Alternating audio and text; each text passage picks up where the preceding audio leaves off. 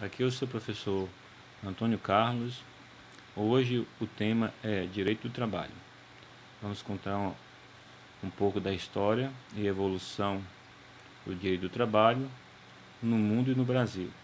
Vamos falar um pouco sobre a evolução no mundo e vamos se atentar um pouco mais no Brasil. Depois a gente pode entrar um pouco na parte do direito específico, que vai ser nas próximas aulas. Desenvolviam, produziam e vendiam suas mercadorias.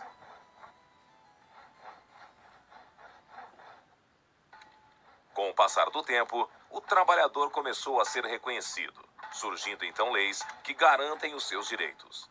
O surgimento do direito do trabalho aconteceu com o desenvolvimento das relações em comunidades e com a Revolução Industrial no século XVIII.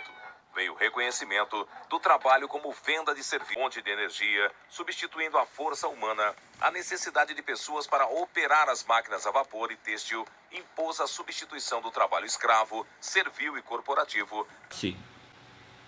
Este que gerou o declínio das corporações de ofício, que foram definitivamente extintas com a Revolução Francesa, e a edição da Lei Chaplin, suprimindo as corporações de ofício, segundo destaca Volio Bonfim. Segundo ele fala o seguinte: extinguir as corporações de ofício por serem atentatórias aos direitos do homem e do cidadão. Essa lei proíbe qualquer agrupamento, coalizão ou reuniões pacíficas, porque não interessava ao Estado que esta pessoa se reunisse devido à forma política que tais movimentos poderiam obter. Bom, ele se dá o início do liberalismo, onde o Estado tem a mínima atuação nas relações econômicas. O crescimento das cidades, expansão do comércio e a crescente utilização da máquina a vapor, do TA, do TC, inicia-se a industrialização, gerando uma expansão de empresas e de formas de produção cada vez mais rápidas. Bom, a indústria começou um movimento muito grande, então havia necessidade de mão de obra. Por isso, gera mais altos índices de produção. É a economia capitalista que nós conhecemos de hoje no seu embrião. No entanto, apesar desta aparente evolução crescente, os níveis de desemprego e insatisfação popular, pois a mão de obra humana estava sendo paulatinamente substituída por máquinas. Mesmo com a industrialização, o direito dos trabalhadores não era regulamentado, pois o Estado interferia de forma mínima ou quase não interferia na economia. No meio deste fervor de precárias condições de trabalho, desemprego e exploração, os trabalhadores sempre começavam a se reunir em busca de melhores condições de emprego, porque existiam muitos abusos, cometidos pelos patrões, com o propósito de regulamentar suas condições mínimas de trabalho. Nesse cenário é que nasce o direito do trabalho. Como consequência das razões políticas e econômicas da Revolução Francesa, Revolução Industrial, respectivamente. Alguns atores como Granizo e Roth-Ross e também Godin trazem uma teologia bastante utilizada para os manuais de direito do trabalho, que consiste na existência de 4 fases principais da evolução do direito do trabalho: formação, intensificação, consolidação e autonomia.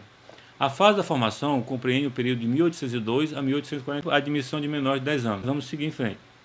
As leis ditadas durante esse período visavam basicamente reduzir a violência brutal da superexploração empresarial sobre mulheres e menores, concedendo um maior caráter humanitário às relações de trabalho.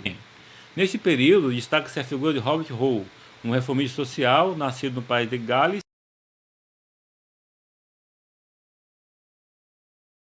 de 1771, considerando um dos fundadores do socialismo e do cooperativismo no ano de 1800. Assumiu a fábrica de tecido de New Lamarck, na Escócia, onde empreendeu inúmeras mudanças na qualidade de vida de seus operários, bem como de sua família dos operários, com a construção de casas para seus empregados, caixa de previdência para amparo de velhice e assistência médica, e também o primeiro jardim de infância, a primeira cooperativa de criação de trade union, que podem ser comparados a sindicatos dos dias atuais. Bem, continuando aqui a história. Bem, aí é a evolução do direito do trabalho por si, na Inglaterra, fora do Brasil e outros países como a Escócia. No Brasil não tinha chegado ainda. Por todos esses avanços, Robert Owen passou a ser conhecido como o pai do direito do trabalho. A segunda fase da evolução do direito do trabalho, denominada intensificação, situada de 1948 a 1890, Destaca-se pelo suprimento do Manifesto Comunista de 1948 e, na França, pelo resultado da Revolução de 1948, com a instauração da liberdade de associação, que havia sido tolhida pela Lei Chaplin, e a criação do Ministério do Trabalho.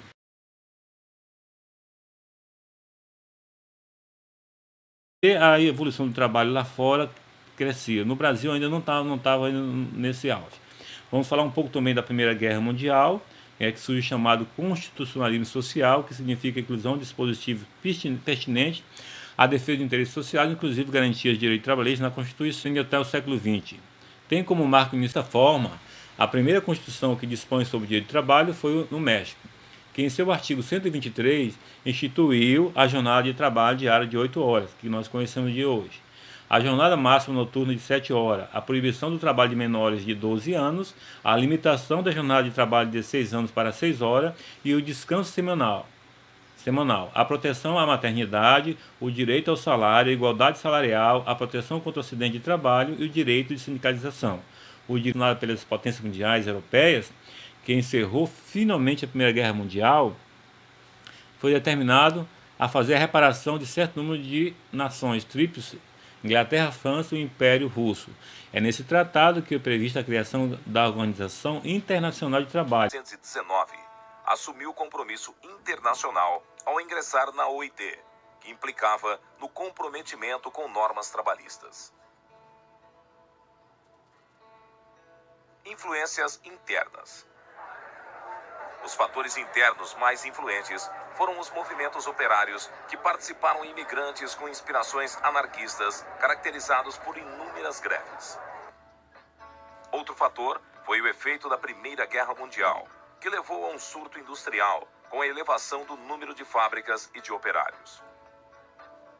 Em 1919, havia cerca de 12 mil fábricas e 300 mil operários. Outro fator foi a política trabalhista de Getúlio Vargas. Alguns fatos foram primordiais para o aprimoramento das leis trabalhistas, como a criação, em 1912, da Confederação Brasileira do Trabalho, a CBT. Criação do Ministério do Trabalho, Indústria e Comércio em 1930. Em 1943, é aprovada a CLT, com sede em Genebra, composta pela representação permanente de 10 países, dentre os quais o Brasil também participa. No entanto, somente em 1946 é consolidada a vinculação à OIT e à ONU, como instituição especializada para questões referentes e na Conferência Internacional do Trabalho. Bem, também durante o período destaca a edição da Carta del Lavoro, no ano de 1927, na Itália, criando o sistema de inspiração para outros sistemas políticos, como Portugal, Espanha e Brasil. Nesse cooperativismo, o Brasil, o objetivo principalmente era da organização de toda a economia e a sociedade em torno do Estado. No plano de direito internacional, no ano de 1948, é editada a Declaração Universal dos Direitos Humanos, prevendo diversos direitos trabalhistas, como férias, remuneração, limitação da jornada de trabalho, dentre outros, levando em consideração o Estatuto do Direito Humano. Por sua vez, vamos entrar agora na parte do Brasil. Por sua vez, o Brasil, a Constituição do Império de 1824, seguindo os princípios da Revolução Francesa, aboliu a corporação de ofício, assegurando ampla liberdade ao trabalho. Até o momento, observa-se que a presença do trabalho escravo foi de forma paulatina, sendo substituída pela mão de obra proletariado, que em 1871 foi editada pela Lei do Ventre Livre, em qual os escravos que nasciam a partir dessa lei já eram livres. Evoluindo desde a sua ideia de 1885, foi editada a Lei Sarai, que libertou os escravos com mais de 60 anos de idade, desde que estes cumprissem os 10 anos de trabalho espontâneo.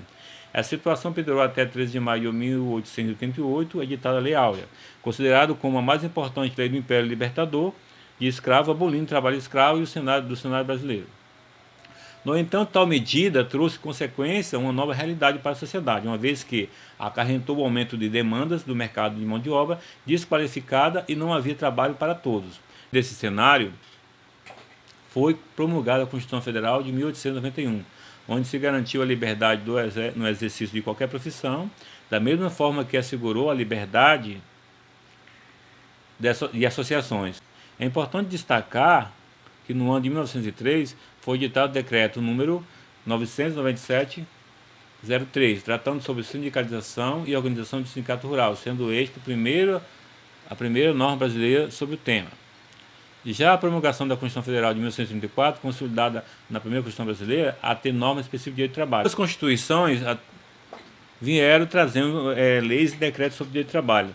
Vamos adentrar agora a nossa Constituição de 1988, onde inova de modo muito peculiar diante de todas as constituições anteriores, no instante que estatui que todo o poder emana do povo, que exercerá por meio de representantes eleitos diretamente.